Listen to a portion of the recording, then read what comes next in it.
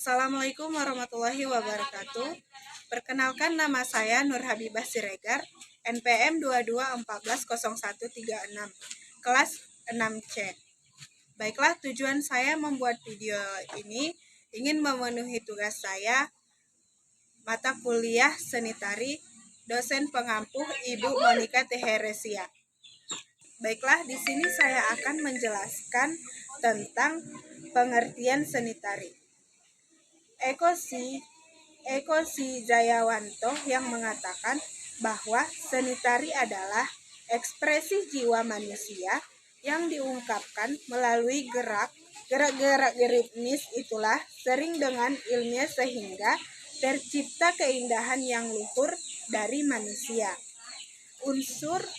Adapun unsur-unsur seni tari yaitu terdiri dari dua, yaitu yang pertama unsur seni tari dasar, yaitu gerak tubuh yang berkesinambungan dan mempersihatkan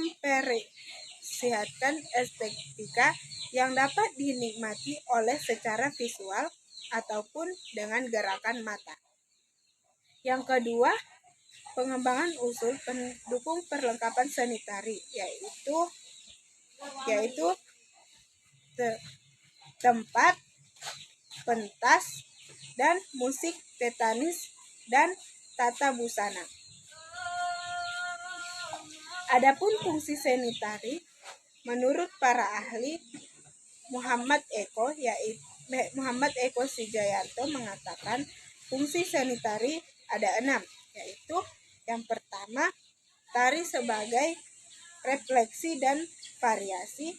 Yang kedua, tari sebagai alat upacara keagamaan. Yang ketiga, tari sebagai aktivitas kreatif. Dan yang keempat, tari sebagai ungkapan kebebasan rasa. Dan yang kelima, tari sebagai ungkapan keindahan. Dan yang keenam yaitu tari sebagai pola perekonomian. Baiklah, adapun jenis-jenis gerak tari yaitu yang pertama, gerak tari murni. Gerak tari murni contohnya adalah gerakan yang memutar pergelangan kaki atau menghentakkan kaki dan lain-lain tanpa maksud tertentu. Jadi, gerakan tari murni tidak ada tujuan khususnya dan hanya untuk memperindah tarian. Dan yang kedua, gerak tari maknawi. Gerak tari maknawi kebalikannya dari gerak tari murni karena mempunyai makna tertentu dari setiap gerakan yang dilakukan. Jadi, gerak tari maknawi tidak hanya dilakukan untuk memperindah, tetapi ada pesan yang disampaikan kepada penonton. Contohnya yaitu gerakan tari dengan merentangkan tangan dan selendang pada tari merak. Yang ketiga, gerak tari tunggal. Gerak tari tunggal adalah gerakan tari yang dilakukan oleh satu orang saja. Oleh karena itu, seorang penari tunggal harus berani menguasai gerakan dan percaya diri, biasanya membawakan tarian yang indah.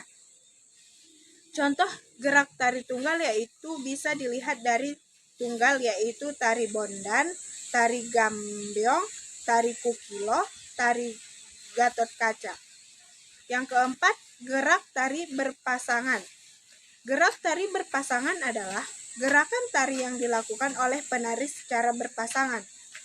Karena ada tari berpasangan laki-laki dengan laki-laki, laki-laki dengan perempuan, dan perempuan dengan perempuan. Dalam gerak tari berpasangan, para penari bisa saling melengkapi melalui gerakannya. Yang kelima, gerak tari kelompok. Selain itu, ada gerak tari berkelompok yang ditampilkan pada jenis tarian berkelompok, yaitu lebih dari 2 orang. Jadi, kelompok harus seragam dan kompak, sehingga tidak ada yang menonjol salah satunya saja. Yang keenam, gerak tari horizontal.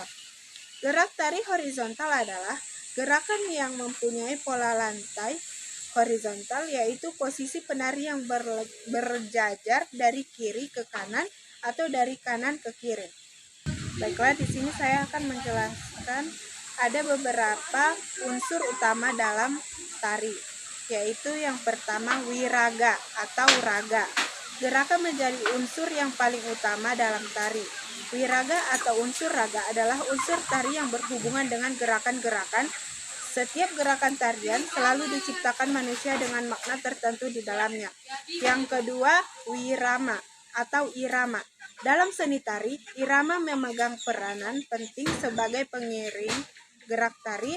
Wirama atau unsur irama berasal dari musik yang dimainkan oleh para pengiring. Yang ketiga, wirasa atau rasa. Unsur utama dalam tari yang terakhir adalah wirasa atau rasa. Sebuah tarian biasanya mengundang makna tertentu yang hendak disampaikan kepada penonton. Makna ini akan sampai jika penari dapat memunculkan rasa yang ditunjukkan melalui ekspresi dan gerakan. Unsur pendukung tari yaitu selain ketiga unsur utama di atas, unsur pendukung tari. Selain ketiga unsur utama, seni tari juga memiliki 5 unsur pendukung, yaitu yang pertama tata busana atau kostum. Tata busana atau kostum merupakan unsur pendukung pertama yang dilihat dalam seni tari. Yang kedua, tata rias. Tata rias menjadi salah satu unsur pendukung dalam tari. Tidak hanya berfungsi untuk membuat tampilan para penari terlebih dahulu menarik dan rupawan saja, melainkan tata rias dinilai dapat menyempurnakan penggambaran karakter dan ekspresi seseorang penari. Yang ketiga, tata musik. Musik memegang peranan penting sebagai pengiring tarian. Biasanya musik dalam sebuah pertunjukan tari dimainkan oleh para pengiring musik. Yang keempat, panggung. Panggung merupakan tempat berlangsungnya sebuah pertunjukan tari. Dalam panggung pertunjukan tari diperlukan latar gambar dan latar suasana yang mendukung jalannya sebuah penceritaan dalam tari. Yang kelima, tema. Umumnya setiap pertunjukan tari mengangkat sebuah tema atau cerita tertentu. Gerakan dalam tari menjadi simbol atas tema atau cerita yang hendak disampaikan kepada penonton. Yang fungsi tari yaitu seni tari bukan hanya sebagai sarana hiburan saja. Dalam pemahaman yang lebih kompleks, seni tari memiliki fungsi yaitu yang pertama sebagai upacara ritual. Fungsi tari sebagai sarana upacara ritual lebih menekankan pada misi, dari, dan fisik atau bentuk.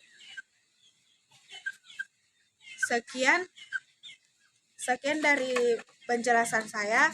Kurang dan salahnya mohon dimaafkan. Wabillahi taufiq wal hidayah. Wassalamualaikum warahmatullahi wabarakatuh.